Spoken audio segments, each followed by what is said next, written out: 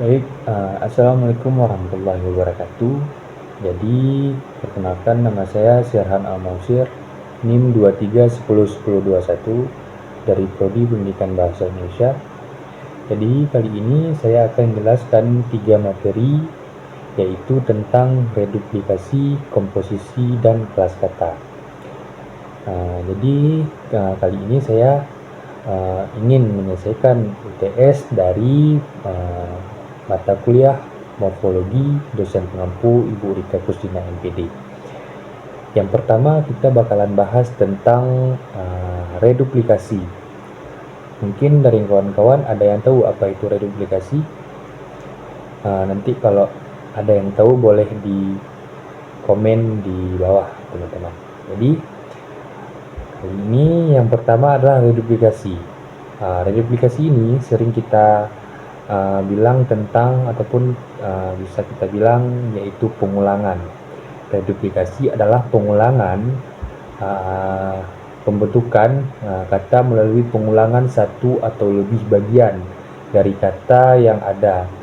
Proses ini memberi makna tambahan atau variasi pada kata yang digandakan. Dalam bahasa Indonesia, reduplikasi ini bukan hanya sekedar pengulangan, tetapi dapat memiliki beberapa fungsi seperti memperlihatkan banyaknya identitas atau sifat berulang dari suatu kejadian atau benda. Di sini saya akan menjelaskan yaitu jenis-jenis reduplikasi ini ada ada 4 teman-teman. Jadi ada 4 jenis-jenis reduplikasi di sini. Yang pertama adalah reduplikasi penuh. Reduplikasi penuh terjadi ketika seluruh bentuk kata diulang tanpa perubahan. Reduplikasi ini seringkali menunjukkan banyaknya keadaan berulang atau penguatan makna. Jadi contohnya itu anak-anak bisa dibilang banyak anak, buku-buku banyak buku, kucing-kucing banyak kucing, rumah-rumah banyak rumah. Makna yang ditambahkan biasanya menunjukkan jumlah atau sifat yang berulang. Yang kedua adalah reduplikasi sebagian. Jadi reduplikasi sebagian ini adalah pengulangan hanya sebagian dari kata biasanya, hanya bagian awal kata yang diulang. Reduplikasi jenis ini sering digunakan dalam bentuk kata sifat atau kata kerja, teman-teman. Jadi contohnya lari-lari, yaitu berlari dengan cepat atau bermain lari.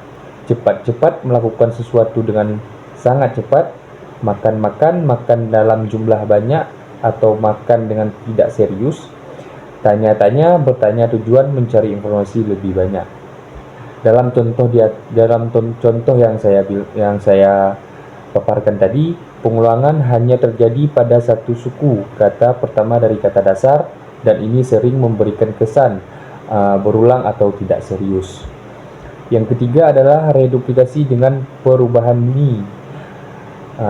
Kadang-kadang reduplikasi melibatkan perubahan bunyi di antara kata yang digandakan. Meskipun ini tidak sering dalam beberapa kasus, perubahan bunyi membantu memperjelas makna yang dimaksud. Contoh berdansa, menari atau menari dengan cara yang berbeda-beda lebih fleksibel. Gurih-gurih, rasa gurih yang terasa sangat nikmat atau intense. Yang ketiga adalah hori-hori atau ekspresi kegembiraan atau perayaan.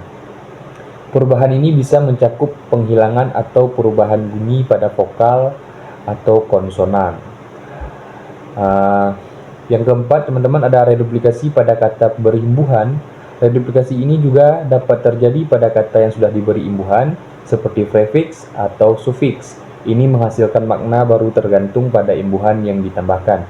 Contohnya berjalan-jalan, berjalan ke tempat-tempat lain untuk bersenang-senang, mencari-cari, terus mencari tanpa henti, menunggu-nunggu, terus-menerus menunggu dengan harapan.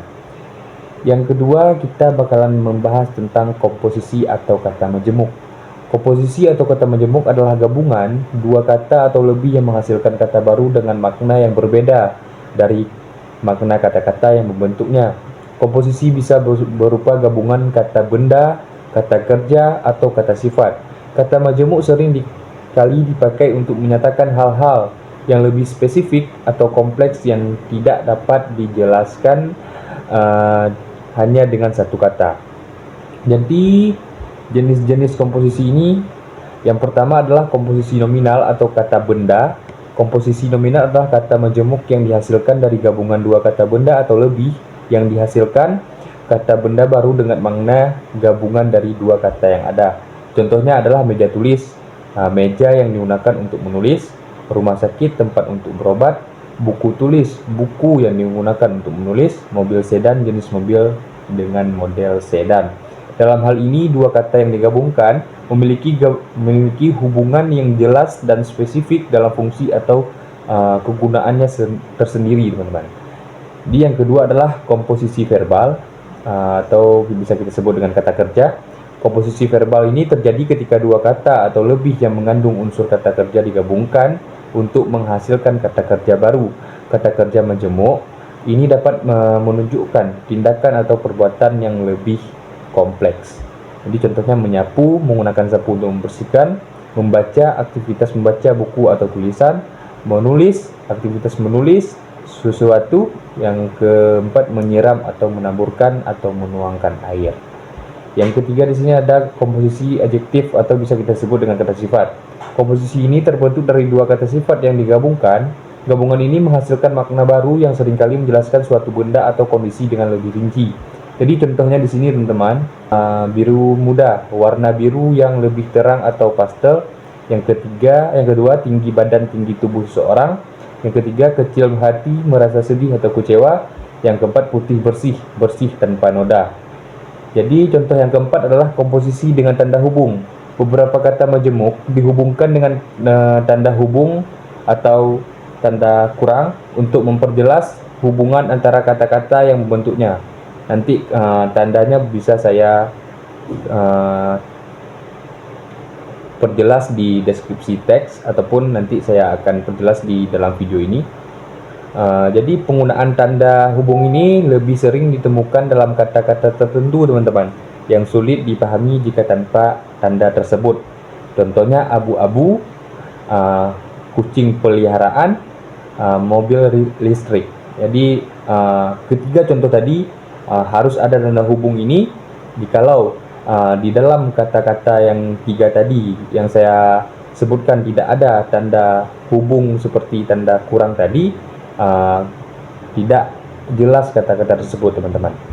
Jadi komposisi dalam frase dan makna baru, teman-teman. Terkadang komposisi bisa serupa dengan gabungan kata yang menghasilkan makna baru yang sangat berbeda dari makna kata-kata individualnya.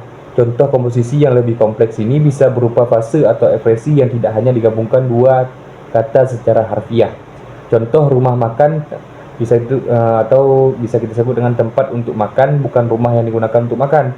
Yang kedua, matahari terbenam, proses saat matahari berpindah dari posisi tinggi ke posisi rendah, bukan hanya matahari yang terbenam secara terpisah. Yang ketiga yaitu akan kita bahas tentang kelas kata atau part of speech. Jadi kelas kata adalah kategori gramatikal yang digunakan untuk mengelompokkan kata-kata berdasarkan fungsi dan peranannya dalam sebuah kalimat. Setiap kelas kata memiliki karakteristik tertentu yang membedakannya dari kelas kata lain. Kelas kata membentuk struktur kalimat dan menentukan cara kata tersebut digunakan dalam sebuah kalimat. Di sini saya akan menjelaskan tentang jenis-jenis kelas kata. Yang pertama adalah kata benda atau bisa kita sebut dengan nomina. Kata benda adalah kata yang digunakan untuk menyebutkan orang, benda, tempat, atau ide, ataupun konsep.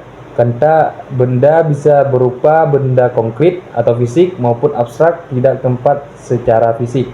Jadi contohnya di sini bisa meja, benda, sekolah, tempat, cinta, konsep atau perasaan, kebahagiaan, konsep abstrak.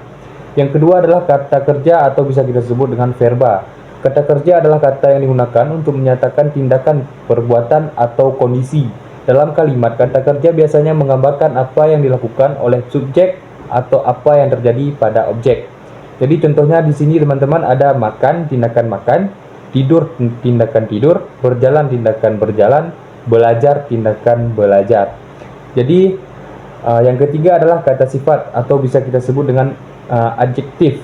Kata sifat adalah kata yang digunakan untuk memberikan penjelasan atau sifat pada benda, orang, atau hal yang dibicarakan.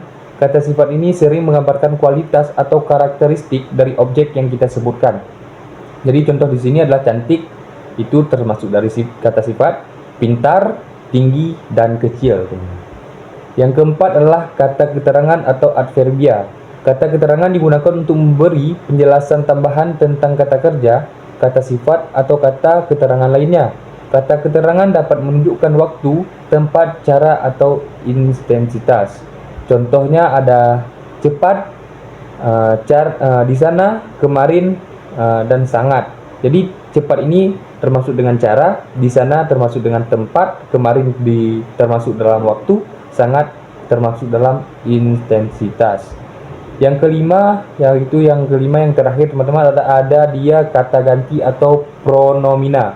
Jadi kata ganti adalah kata yang digunakan untuk menggantikan nama, benda, orang, atau objek yang lain yang disebutkan sebelumnya.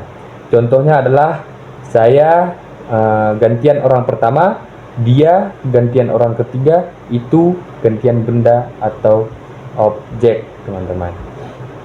Jadi mungkin cuma itu penjelasan dari saya pada pertemuan kita pada hari ini. Jadi kalau ada kekurangan saya mohon maaf.